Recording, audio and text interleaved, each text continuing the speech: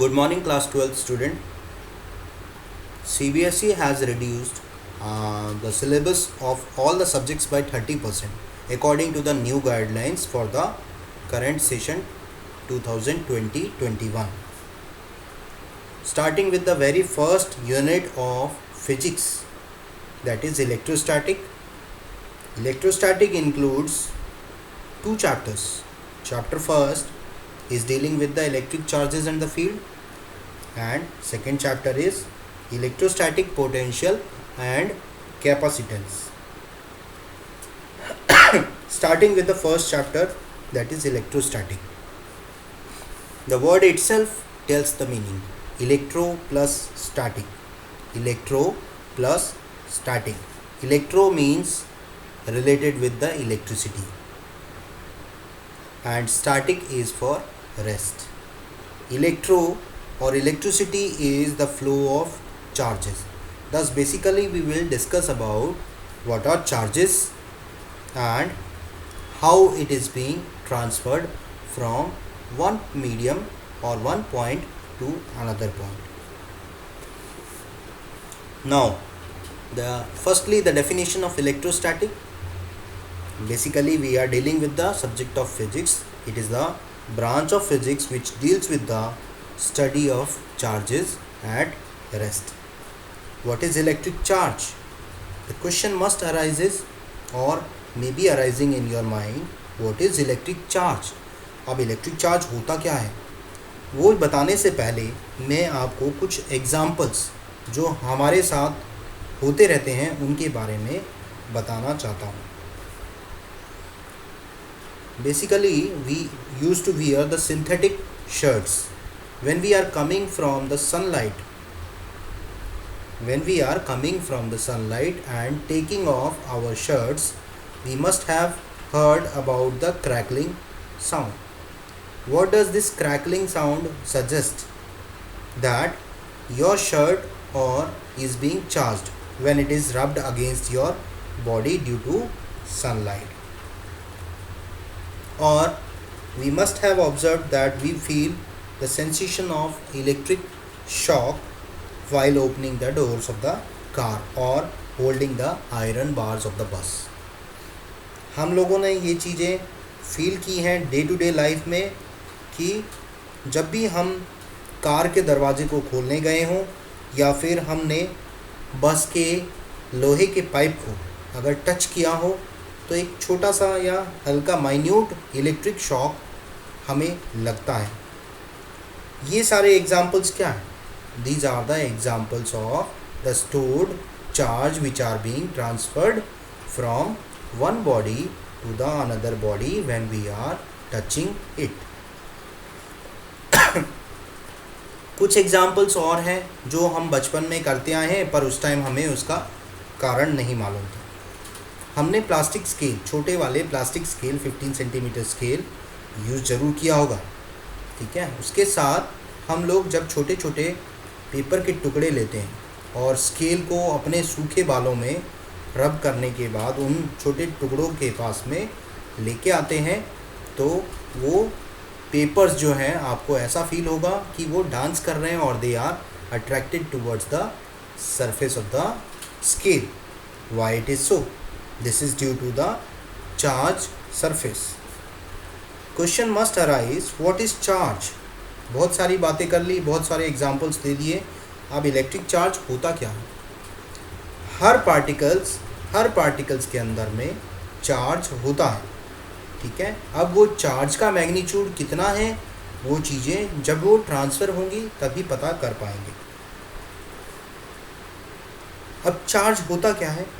हर material के अंदर में कुछ ना कुछ चार्ज होता है और that exerts the electrical force. अब मटेरियल की बात कर रहा हूँ तो मटेरियल्स में मेरे पास आ जाते हैं कंडक्टिंग मटेरियल और इंसुलेटिंग मटेरियल या फिर सेमी कंडक्टर्स आल्सो. ठीक है, पर हम बेसिकली कंडक्टिंग और इंसुलेटर्स की बात करें तो कंडक्टिंग मटेरियल्स क्या होते हैं? कंडक्टिंग मटेरियल्स में तो आपने देखा होगा कि wires, generally wires are made up of conducting materials which are coated with the insulated material. अब कंडक्टिंग मटेरियल में flow of electrons will take place from one particle to the another particle. That means when one particle get excited, it will transfer its energy to the neighboring particle. But in case of two insulating bodies, insulating bodies के अंदर में ऐसा नहीं होता कि electron से electron transfer हो जाएंगे. ठीक है, वो कैसे पॉसिबल है? This is only possible when the two surfaces are brought in contact with each other. बहुत सारे एग्जाम्पल्स हैं, बहुत सारे मटेरियल्स हैं. अब उसी एक स्केल और बिट्स ऑफ पेपर वाले एग्जाम्पल्स ले लें. तो क्या चार्ज, जब आपने स्केल को अपने बालों में, सूखे बालों में रब किया और पेपर के नज़दीक लेके आए, जैसे ही आपने स्केल को अपने बालों में रब किया, उनमें कुछ चार्ज आ गए. ठीक है, अब वो चार्ज का मैग्नीट्यूड कैसे ट्रांसफ़र होगा? ठीक है, हमें कैसे पता लगेगा कि वो स्केल चार्ज हो गए? अब छोटे छोटे पेपर के टुकड़ों के नज़दीक जब उसे लाया गया, तब क्या हुआ? वो पेपर जो है उसके आसपास चिपकने लगे. तो ये क्या शो कर रहा है? These are two insulating bodies. कौन कौन से टू की बात कर रहा हूँ मैं? स्केल और बिट्स ऑफ पेपर्स की. ये जो दोनों सरफेसेस हैं, ये जब दोनों आपस में नज़दीक लाए गए, तभी जाके चार्ज इज़ बीइंग ट्रांसफ़र. तो इलेक्ट्रिक चार्ज का एक सिंपल सा एग्जाम्पल है, या electric charge are produced due to friction between the two insulating bodies. जब भी फ्रिक्शन होगा तो चार्ज तो डेवलप होंगे ही होंगे. ठीक है, तो इलेक्ट्रिक चार्ज कुछ नहीं है, it is a characteristic of all the fundamental particles wherever they exist. कहीं पे भी अगर वो एग्जिस्ट कर रहे हैं तो वो फंडामेंटल पार्टिकल्स का एक कैरेक्टरिस्टिक्स है, या फिर आप कह सकते हैं उसकी एक प्रॉपर्टी है. अब आते हैं हम काइंड्स ऑफ चार्जेस में. चार्जेस की जानकारी होने के बाद मुझे लगता है कि आप लोग सभी को समझ में आ गया होगा. चार्जेस के बाद अब आते हैं काइंड ऑफ चार्जेस में. हमने चार्जेस के बारे में जान लिया कि सभी फंडामेंटल पार्टिकल्स के अंदर में चार्ज होते हैं. अब उस चार्ज का नेचर क्या है, ये चीज़ें पहचानने के लिए पहले मैं आपको कुछ एग्जाम्पल शो करना चाहूँगा. एग्जाम्पल्स के तौर पे हमारे पास है ग्लास रॉड, सिल्क क्लॉथ, दो glass rods, basically two glass rods, a piece of silk cloth. ठीक है, अब हम क्या करेंगे? उस सिल्क क्लॉथ से दोनों ग्लास रॉड्स को रब करेंगे. ठीक है, जब एक ग्लास रॉड को दूसरे ग्लास रॉड के नज़दीक लाया जाएगा तो क्या होगा?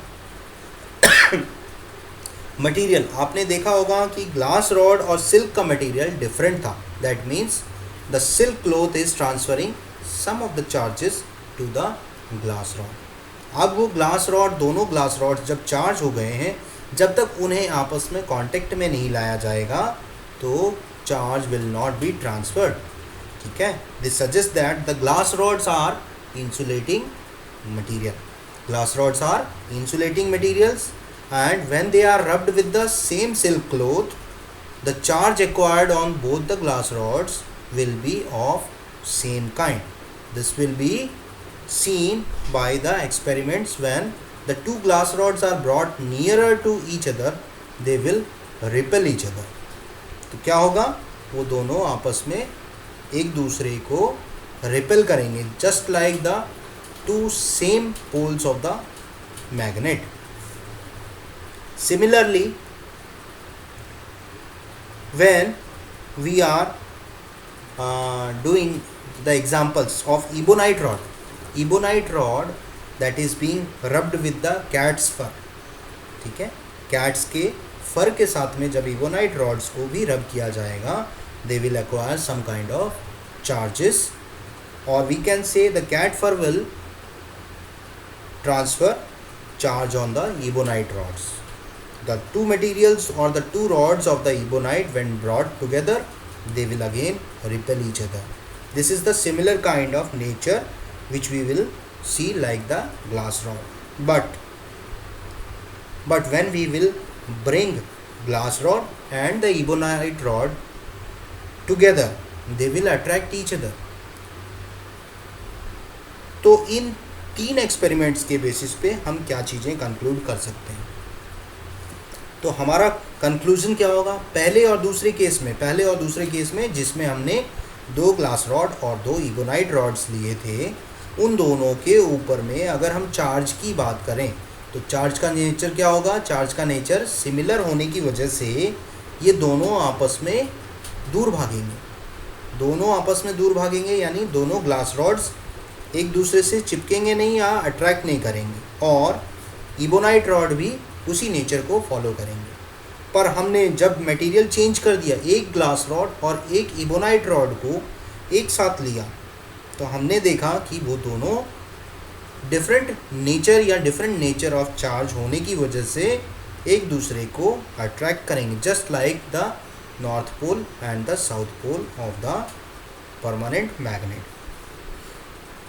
तो इन चीज़ों से हम ये कंक्लूड कर सकते हैं, the nature of charge in the first and the second case are similar, or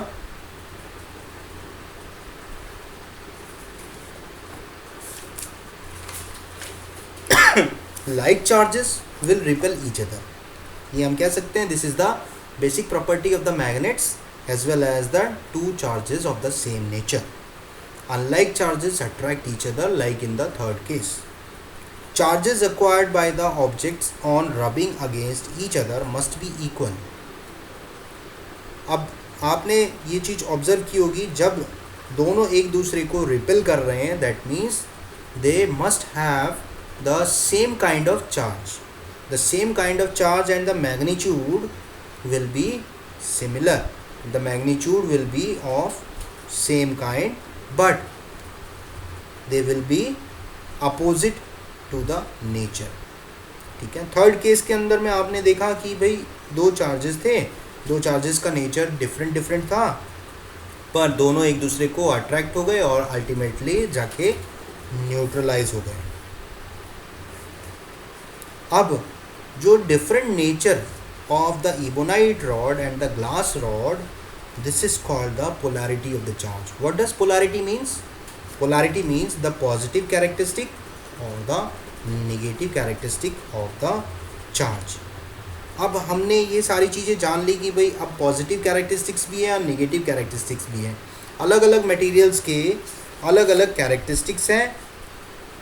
example के तौर पे ले लें हम सिल्क और ग्लास रॉड के लिए, तो सिल्क के अंदर में नेगेटिव चार्ज होते हैं और ग्लास रॉड में पॉजिटिव चार्ज होते हैं.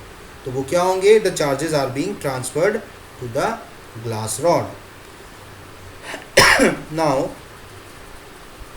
they will have the attractive nature. Similarly, the cat's fur and the ebonite rod, they will also have the attractive nature. But जब glass rod और glass rod both having the positive characteristics are brought together, they will repel each other just like the same poles of the magnet.